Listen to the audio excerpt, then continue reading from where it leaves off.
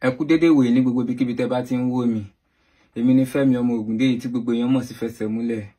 Gbogbo ẹ̀yin olólùfẹ́ mi pátápátá ìrànlọ́wọ́ yín ni mo nílò báyìí o. Ẹ jọ̀ọ́ nítorí Ọlọ́run, gbogbo ẹ̀yin tí ẹ bá súnmọ́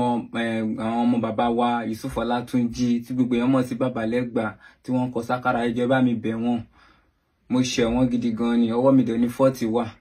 Ẹ jọ̀ọ́ ẹ bá mi bẹ̀ wọ́n kí wọ́n ṣe kíni, kí wọ́n dáríjì mi nítorí ọmọ kékeré ni mi, ọmọdé ò dẹ̀ ní mú ẹ̀kọ́ jẹ kó má ra lọ́wọ́. Mo ti gbà wípé nǹkan tí mo ṣe yìí kò dáa. Lóòótọ́ ní 2023 ọdún tó lọ, gẹ́gẹ́ bí ẹ ṣe mọ àwọn nǹkan tèmi gbé dání lórí àwọn orin bàbá wa Alhaji Àyìnlá Ọmọwúrà Yusuf Ọlátúnjí. Èmi ń rò pé kí n máa ń pè àwọn iṣẹ́ bàbá yìí, àwọn orin táwọn bàbá yìí kọ, àwọn orin tó fúnyàn lọ́gbọ́n tó ń tọ́yàn sọ́nà ni. Pé àwọn bàbá yìí wọ́n ti kọrin sílẹ̀ pé Ọlọ́run kọ́ ni kémi come up pẹ̀lú another skit pé kémi máa fi gbé àwọn orin yẹn jáde. Òun ni mò ń ṣe ń gbà lọ́lọ́run. Ṣùgbọ́n kódà gan ní orí fóònù mi gan sì gan lè bá orin hip hop lọ, èmi máa ń gbọ́ hip hop. Àwọn Àyìnlá Ọmọwúrà Yusuf Ọlátúnjí Ọ̀nà Ṣọlá, gbogbo àwọn orin yẹn ni mò ń gbọ́ nítorí mo kàn like mi ìmọ̀ kan tó sún mi débẹ̀ gan, mo kàn like àti máa gbọ́ àwọn orin yẹn ni. Mi ò ṣe fún anything rárá, mo kàn ń gbọ́ àwọn orin yẹn gbà yẹn pé kí kàn máa ṣe nǹkan pa wọn kí káwọn èèyàn má bàa lè gbàgbé àwọn orin àwọn bàbá wa yìí, nítorí wípé táwa máa wò ní ìsìnkú àwọn ayé wọ́n ti fẹ́ máa wò pé àwọn oldies. Kódà gan èmi mo máa ń àwọn ẹlòmíì tó bá ń pe àwọn orin àwọn bàbá wa yìí ní àwọn orin ayé àtijọ́, èmi máa ń sọ fún wọn pé kì í ṣe orin ayé àtijọ́, because nígbà táwọn bàbá yìí náà ń kọrin gbà yẹn age wo lọ́wọ́ àtàwọn máa sọ fún wọn pé orin arúgbó ni wọ́n ń gbọ́. Èmi mo wá fi come up with another thing láti máa ṣe pé káwọn èèyàn lè máa fi understand nǹkan táwọn bàbá yìí ń sọ. Gẹ́gẹ́ bí ẹ bá ṣe rí ẹ máa rí pé mò ń kọ words nǹkan tí wọ́n ń sọ, mò ń kọ síbẹ̀ pé káwọn èèyàn lè understand pé nǹkan tí àwọn bàbá yìí ń ṣe nìyẹn. So ní ọdún 2023 tó kọjá, nígbà tí mo ń ṣe àwọn fídíò yẹn tí mo wá rí pé àwọn èèyàn máa ń kọ́mẹ́ǹtì sábẹ́ yìí pé àwọn òun lórin yìí, àwọn òrórin yìí gbọ́, òun ló fà tèmi fi lọ post ẹ̀ sórí péjì mi, which is tí mi ò mọ̀ yìí pé ó lòdì sí òfin, tí mi dẹ̀ mọ̀ pé nǹkan ńlá ni. Òun ni mo fi lọ post ẹ̀ sórí péjì mi gbà náà lọ́hùn wípé ẹni tó bá nídìí àwọn orin bàbá Yusuf Ọlátúnjí pé kí wọ́n message mi ní WhatsApp pé máa bá wọn get ẹ̀ sínú memory card or flash drive. So nígbà tí mo dẹ̀ post ẹ̀ gbà náà lọ ni wọ́n dẹ̀ pè mí, lẹ́nìkan pè mí, tẹ̀mẹ́ tó pè mí gbà yẹn pé èmi mo ní pé mò ń ka orin àbí pé mo dẹ̀ rárá delete ẹ̀ gbà yẹn. Kódà láti gbà yẹn gan náà ni mo dẹ̀ ti ṣe kíní yẹn mọ́. Nígbà tí gbà yẹn mo dẹ̀ ti kó sí kó tó di pé lára àwọn foundation Yusuf Ọlátúnjí tí wàá pè mí wípé kí n bọ́ wọn ṣe orin náà sínú flash drive. Òun ni mo dẹ̀ fi ṣe ní ìgbà náà lọ́hùn. Mi mọ̀ pé nǹkan tí ó bá di báyìí ni. Ẹ jọ̀ọ́ nítorí Ọlọ́run, ẹ bá mi bẹ̀ gbogbo àwọn ọmọ Yusuf family Yusuf Ọlátúnjí pátápátá àti Yusuf Ọlátúnjí foundation, gbogbo ẹ̀yin bàbá mi, ẹ̀yin ìyá mi, ọmọ yín ni mo jẹ́, ọmọdé ò kì í mẹ́ẹ̀kọ́ jẹ kó má ra lọ́wọ́ o. Ẹ jọ̀ọ́ ẹ foríjì mi,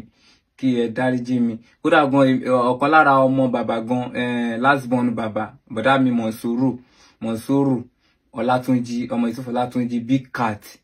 Kódà nígbà tí wọ́n wá sí Nàìjíríà gbà náà lọ, èmi gan ni mo message wọn wípé mo like nǹkan tó ń ṣe, pé báwo mo ṣe lè rí wọn. Nígbà tí wọ́n dẹ̀ fẹ́ lọ sílé Alhaji Àyìnlá Ọmọwúrà, wọ́n dẹ̀ pè mí pé kí n máa bọ̀, mo dẹ̀ lọ bá wọn. Kódà gan wọ́n ní ẹni àkọ́kọ́ tó kọ́kọ́ show mi nínú fídíò tó kọ́kọ́ fi mí hàn àwọn fáǹsì. Nígbà yẹn gan mi tiẹ̀ tí wà ní followers púpọ̀ gan gbà yẹn gan. So látọ̀dọ̀ bàbá mi Mọ̀nsúrù Big Cat tí wọ́n ń ṣe foundation Yusuf Ọlátúnjí, àwọn ni wọ́n kọ́kọ́ gbé mi sẹ́gbẹ̀ẹ́. Kódà fídíò ọ̀hún gan náà ń wò yìí. Bàbá wọ́n ṣe great. Bá ṣe ń sọ lọ, mo tún lẹ́nìkan ní ìbàyí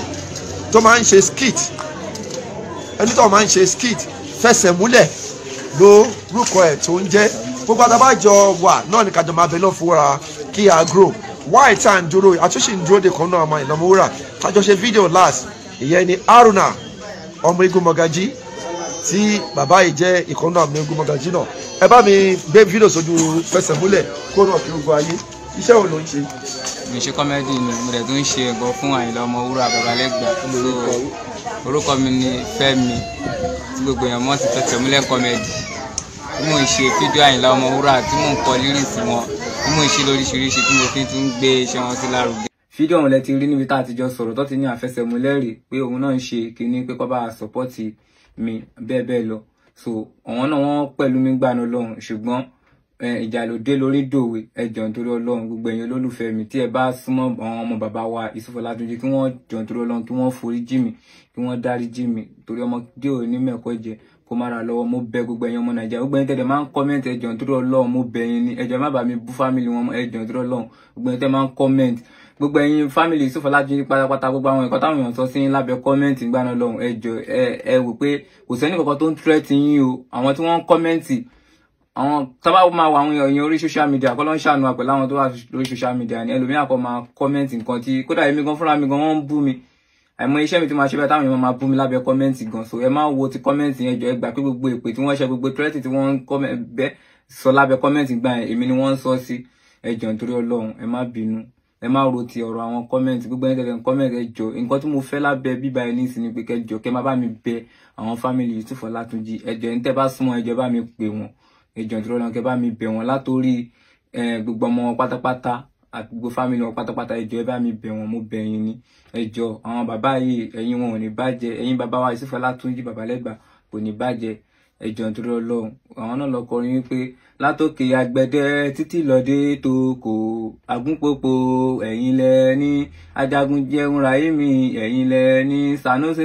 Sanusi Sumola ẹ̀yin lẹ ní tàbá ti rí wọn kinní kan ò ṣe àbò àtọmọ ẹkùn àtọmọ ẹyá wọn ò tọ́ ọmọ kinní ẹ jọ̀ọ́ nítorí Ọlọ́run gbogbo ẹ̀yin family Yusuf Ọlátúnjí ẹ jọ̀ọ́ ẹ dáríjì mi orin bàbá wa Yusuf Ọlátúnjí gan náà rè omi ló fi bá orí mi báyìí gbogbo yín ilẹ̀ ó sùjádà fún àlàó fọlọ́run ṣe àwọlé èṣù gbogbo yín ilẹ̀ ó sùjádà fún àlàó tẹ́lẹ̀ òní kí ó ṣoore fún yín ẹ tún ń bínú àlàó tẹ́lẹ̀ òní kí ọmọ àlàó jẹ́ ṣèkà fọ́mọlà kejì o ẹ má bínú tí má gbé orin náà gbági ẹ jọ̀ọ́ nítorí Ọlọ́run mo bẹ̀ yín ni ọtí òyìnbó lẹgbẹ́ wa ń mu ọtí òyìnbó lẹgbẹ́ wa ń mu tabadélé káàṣì badélé láti ládé san mí badélé jàríyàtò àwa ò jẹ́ mòyìnbó pọ̀ bí àwọn lágbájá ayé ilé ọtí òyìnbó lẹgbẹ́ wa ń mu ẹ jọ̀ọ́ nítorí Ọlọ́run gbogbo ẹ̀yin family Yusuf Ọlátúnjí ẹ jọ̀ọ́ ẹ foríjì mi ọmọ yín ni mo jẹ́ mo bẹ̀ yín ní látorí alájà màmá wa ọ̀kan lára àwọn ọmọ Yusuf Ọlátúnjí bàbá mi Mọ̀nsúrù mo ti ẹ̀ dáṣẹ́yìn láyé ọ̀tọ̀ ẹ jọ̀ọ́ nítorí Ọlọ́run ẹ dáríjì mi láyé ọ̀tọ̀ ẹ jọ̀ọ́ gbogbo nǹkan tí mo sọ pátápátá ẹ jọ̀ọ́ nítorí Ọlọ́run fẹ́ kẹ́ dáríjì mi lóòótọ́ mi ò ní kankan bí kankan kò sàgbára kankan bí kan kò ẹ jọ̀ọ́ nítorí Ọlọ́run mo bẹ̀ yín ní ẹ dáríjì mi ẹ jọ̀ọ́ gbogbo ẹ̀yin olólùfẹ́ ẹ jọ̀ọ́ bá mi bẹ̀ àwọn family Yusuf Ọlátúnjí kí wọ́n dáríjì mi ò ní ṣe bẹ́ẹ̀ mọ́ mi dẹ̀ ní kódà láti gbà yẹn gan náà mi ti tàǹbà orin ọ̀hún náà mọ́ ẹ jọ̀ọ́.